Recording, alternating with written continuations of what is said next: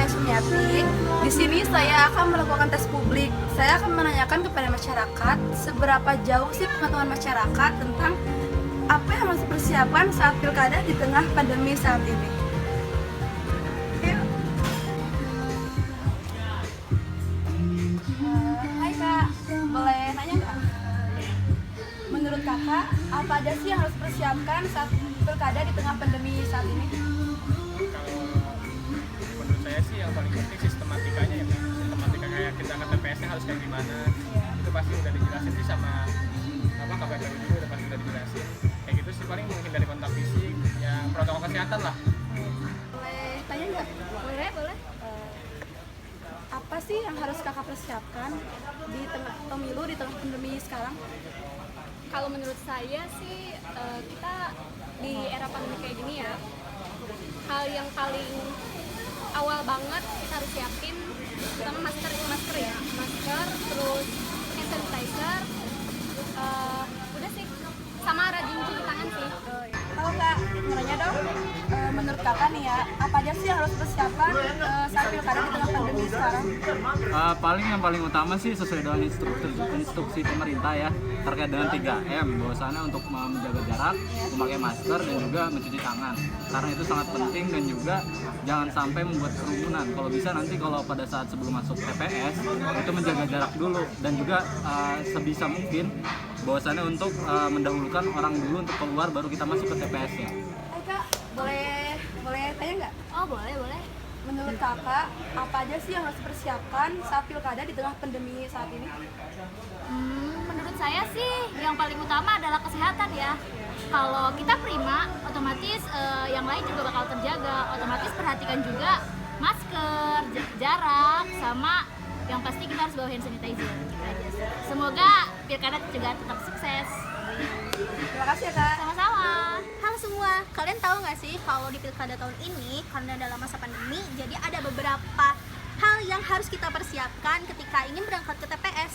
Yang pertama, kita harus siapkan masker. Yang kedua, kita harus menjaga jarak dari orang-orang di sekitar kita. Yang ketiga, kalian harus sering-sering cuci tangan atau pakai hand sanitizer. Yang keempat, kalian itu nanti akan dicek suhu dulu sebelum kalian masuk ke TPS. Kelima, kalian akan dikasih sarung tangan plastik yang harus kalian pakai. Jangan cuma dibawa pulang. Oh iya, di pilkada saat ini jari kita nggak akan nempel lagi ke tinta yang warna biru, tetapi diteteskan. Untuk mengantisipasi ledakan jumlah pemilih di satu TPS saja, maka ada satu kebijakan di mana satu TPS hanya boleh didaftarkan 500 pemilih saja.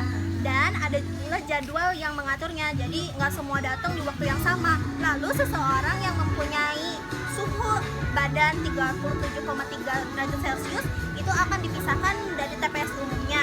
Ini semua demi kenyamanan kita semua. Oh iya, yang terpenting di sini kita nggak boleh sampai berkerumun atau ya setidaknya menghindari kontak fisik dengan yang lain. Kira-kira KPPS punya cara tersendiri nggak ya buat mengatasi pilkada di saat pandemi seperti ini? KPPS. Oh iya, untuk kelompok penyelenggara pemungutan suara juga nggak ketinggalan loh. Jadi petugas KPPS juga harus disertai dengan standar protokol kesehatan. Yang pertama, petugas KPPS harus menjalani rapid test. Hal ini dilakukan untuk menjamin petugas KPPS ini terbebas dari COVID, dan ini dilakukan semata-mata untuk melayani kalian semua.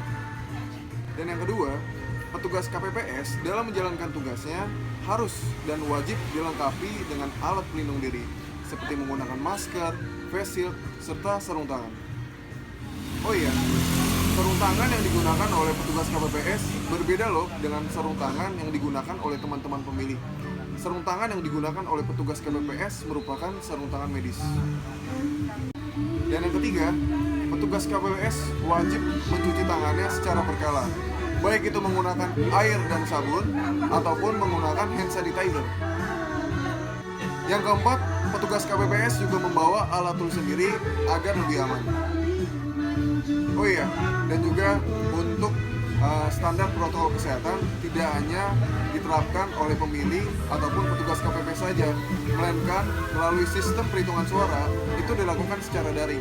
Hal ini dilakukan untuk menghindari kerumunan warga yang hendak melakukan pemantauan secara langsung. TPS juga selalu disemprotkan disinfektan loh secara berkala. Jadi selama kamu mematuhi standar protokol kesehatan, jadi nggak perlu khawatir ya untuk datang ke TPS. Catat tanggalnya, tanggal 9 Desember 2020. Mari kita sukseskan pemilu umum serentak.